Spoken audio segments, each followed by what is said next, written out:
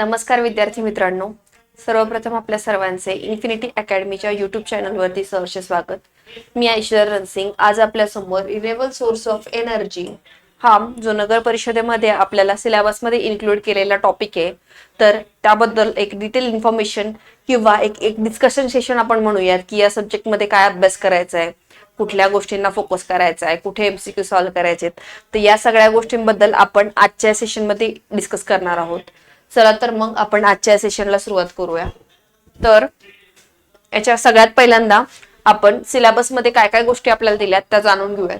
तर आपल्याला सिलेबसमध्ये सोलार कॉन्सन्ट्रेटर्स अँड ट्रॅकिंग, त्याच्यानंतर dish and parabolic through concentrating generating system, त्याच्यानंतर central tower solar power plants, solar ponds, basic principle of power generation in PV cell, then band gap and efficiency of PV cell, solar cell, characteristics manufacturing methods of non and polycrystalline cells, त्याच्यानंतर amorphous silicon thin cell. तर ह्या गोष्टी solar एनर्जीच्या under आपल्याला syllabus मध्ये study करायला दिल्यात. दुसरं, विंड एनर्जीच्या अंडर आपल्याला नगर परिषदेमध्ये अभ्यासायला बेसिक कंपोनंट्स ऑफ व्हीईसी, त्याच्यानंतर टाइप ऑफ विंड टर्बाइन म्हणजे हॉरिझॉन्टल ऍक्सिस विंड टर्बाइन आणि vertical axis wind turbine, then performance parameters of wind turbine, then power in wind, त्याच्यानंतर विंड इलेक्ट्रिक जनरेटर्स, त्याच्यानंतर wind characteristics and site selection, wind farms for bulk power supply of grid. तर ह्या सर्व गोष्टी ह्या wind energy मध्ये आपल्याला अभ्यास करायच्या. तर आपण वन बाय वन प्रत्येक गोष्टीचा एक डिटेल इन्फॉर्मेशन घेऊयात. आता सगळ्यात पहिल्यांदा म्हणजे सोलर कॉन्सन्ट्रेटर अँड ट्रॅकिंग. आता सोलर कॉन्सन्ट्रेटर अँड ट्रॅकिंगची आपल्याला गरज कशासाठी आहे, कुठल्या टाईपचे solar concentrator and tracking devices आहेत की ज्याचा उपयोग करून आपण जी सोलार एनर्जी आहे ती युटिलाइज करू शकतो. आता आपल्याला माहिती विद्यार्थी मित्रांनो की जी सोलार एनर्जी असती ती आपल्याला 24 घंटे अवेलेबल नसते.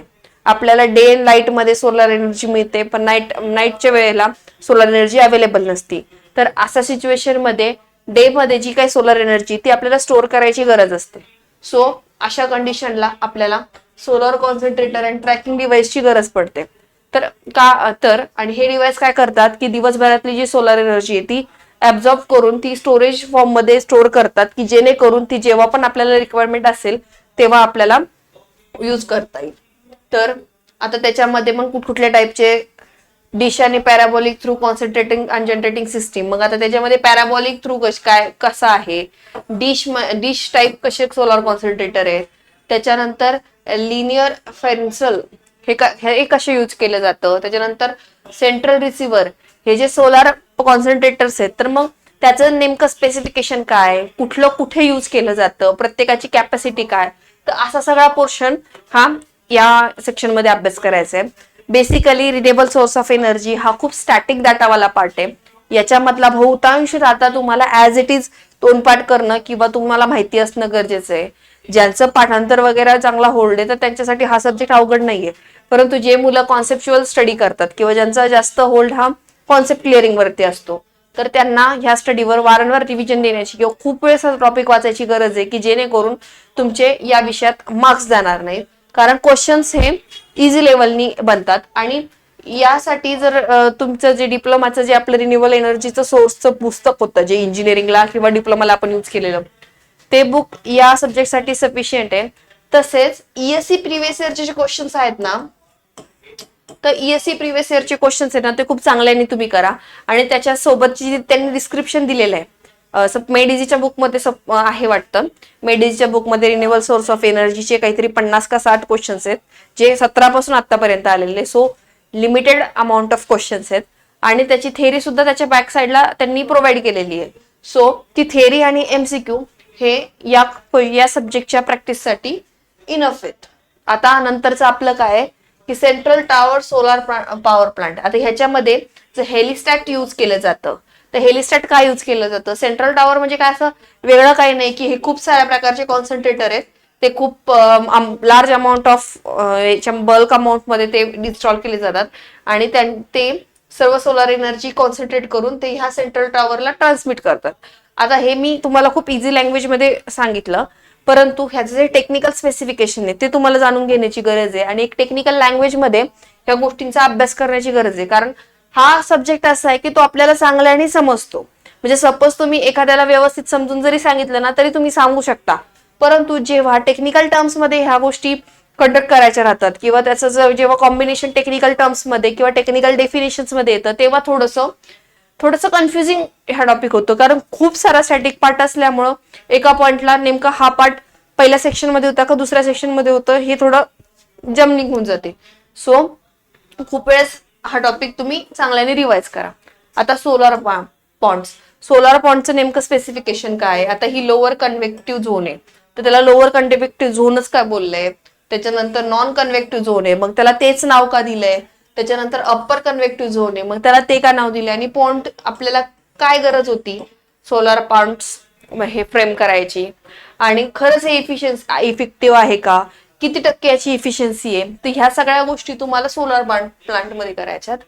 आता band gap efficiency of PV cell. आता जी फोटोव्होल्टिक सेल आहे तर तिचं काम काय आहे की डायरेक्ट जे सनलाइट आहे त्याचं इलेक्ट्रिसिटीमध्ये कन्व्हर्जन करणं.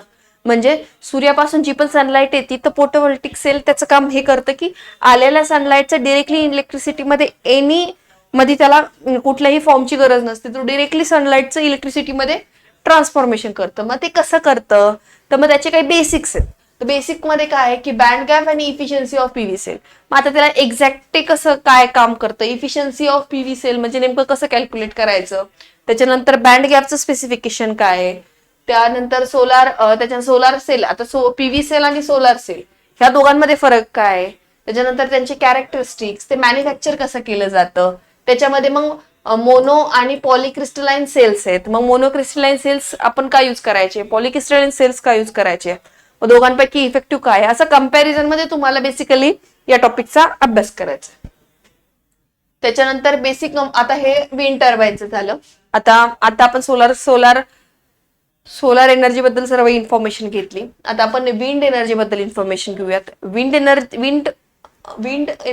विंड एनर्जीचे इश्यू असा होऊन जातो की याच्या बऱ्याचशा ज्या टर्म्स आहेत ना तर त्या थोडंसं आपल्याला मॉडिफाय करणं किंवा त्या टर्म्स वरती तुम्हाला लक्षात ठेवणं थोडंसं अवघड जातं. कारण बऱ्याचशा काही अशा गोष्टी आहेत की ज्या तुम्ही पहिल्यांदा वाचता.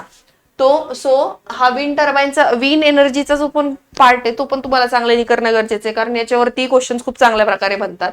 आता ह्याच्यामध्ये टिप स्पॉइलर काय काम करतं, हबचं काय काम आहे, पिच म्हणजे काय, त्याच्यानंतर गिअर बॉक्स, त्याच्यानंतर याव ड्राईव्ह.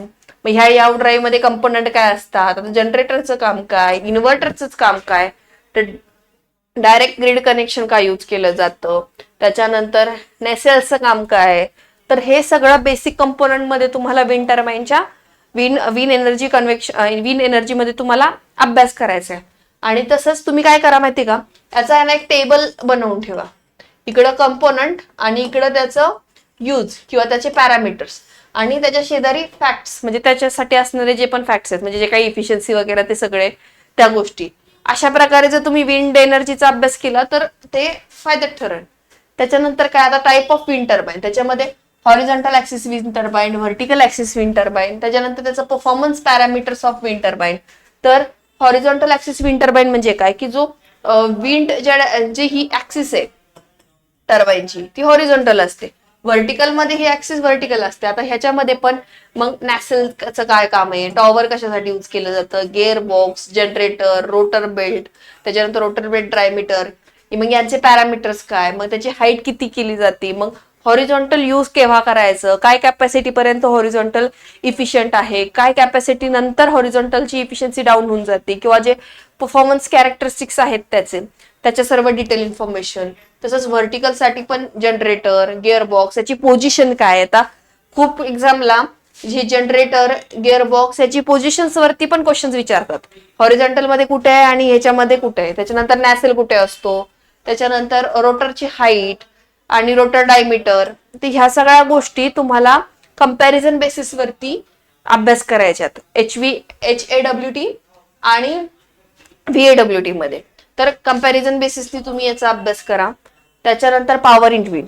आता विंड पॉवर काढायचा हा स्टँडर्ड फॉर्म्युला आहे 1/2 CρAV क्यूब. याच्यामध्ये जो रो आहे ती एअर डेन्सिटी आहे, सी आहे ते कोइफिशियंट ऑफ परफॉर्मन्स आहे, त्याच्यानंतर ए हा फ्रंटल एरिया आहे आणि व्ही व्हेलॉसिटी ऑफ विंड आहे. आता व्हेलॉसिटी ऑफ विंडचा इथे क्यूब आहे. लक्षात ठेवा हा फॉर्म्युला ऍज इट इज आपल्याला पेपरला विचारला जातो, परंतु एका याच्यामध्ये क्यूब दिलं जातं, एका याच्यामध्ये स्क्वेअर दिलं जातं, एका याच्यामध्ये फक्त व्ही दिलं जातो. तर मग अशा टाइमला तुम्हाला हे लक्षात आलं पाहिजे की इथं व्हेलॉसिटीचा क्यूब आहे. त्याच्यानंतर आणखीन एक क्वेश्चन याच्यावर असा बनतो की मॅक्झिमम विंड पॉवर किती येईल.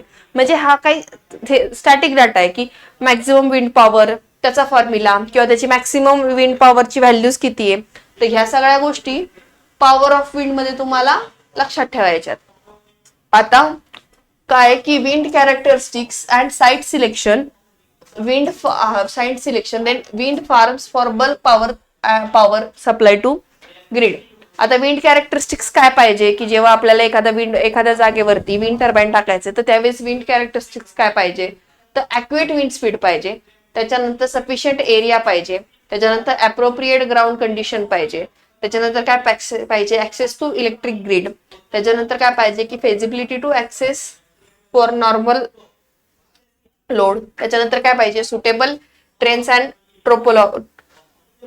टोपोग्राफी, त्याच्यानंतर काय पाहिजे agreement with site lands and farmers. तर मग ह्या सगळ्या गोष्टी तुम्हाला विंड टर्बाईन किंवा विंडचे कॅरेक्टरिस्टिक्स सिलेक्ट करण्यासाठी यूज केल्या जातात. त्याच्यानंतर विंड फार्म्स काय असतात, तर जेव्हा आपल्याला लार्ज अमाऊंट मध्ये विंड एनर्जी आपल्याला पाहिजे असते एखाद्या प्लांट्समध्ये, तर आपण विंड फार्म्स करतो. म्हणजे तिथं कसं असतं नंबर ऑफ विंड टर्बाईन्स असतात जे एकमेकाला कनेक्ट केलेले जातात. म्हणजे कसं की एका टर्बाईनची जी एनर्जी आहे ती दुसऱ्या टर्बाईनला आपण ट्रान्समिट करतो, सो दॅट आपल्याला जी एंड फॉर्म मध्ये जी एनर्जी आहे ती बल्क फॉर्मेशन मध्ये मिळून जाते. म्हणजे जे एक्स्ट्रा एक्सेस पॉवरचं जे आपल्याला लोडसाठी जो आपल्याला एनर्जी जनरेशन किंवा इलेक्ट्रिक जनरेशनचे काम आहेत ते तुमचे चांगल्या प्रकारे होतात. तर अशा प्रकारे या टॉपिकचा अभ्यास करायचा आहे. आणि हा जो रिन्युएबल एनर्जीचा जो पूर्णपणे सिलेबस आहे तो स्टॅटिक असल्यामुळे याचे वारंवार रिव्हिजन करायची आहे आणि स्टॅटिक डाटावरती जास्त फोकस करायचा आहे. म्हणजे विंड स्पीड किती असली पाहिजे, पॉवर किती असलं पाहिजे, किती ग्रीड पर्यंत बल्क अमाऊंट ऑफ एनर्जी आहे, त्याच्यानंतर गिअर बॉक्स, आणखीन बरेचसे काही पॅरामीटर्स आहे की जे आपल्याला अननोन असतात, जे आपण बाकीच्या सब्जेक्ट्समध्ये आपण वाचत नाही. तर ह्या सगळ्या गोष्टींकडे जर लक्ष दिलं तर रिन्युएबल एनर्जी मध्ये पण, आणि सगळ्यात इम्पॉर्टंट म्हणजे ईएससी प्रिव्हियस इयर, ईएससी पीवायक्यूचं या सब्जेक्टसाठी खूप चांगलं ईएससी प्रिव्हियस इयरवर चांगल्या प्रकारे होल्ड असणं गरजेचं आहे, सो दॅट तुम्ही या सब्जेक्टमध्ये मॅक्सिमम मार्क कव्हर करू शकता. सो अशा प्रकारे तुम्ही रिन्युएबल एनर्जीचा अभ्यास करा. And this is all from my side. धन्यवाद.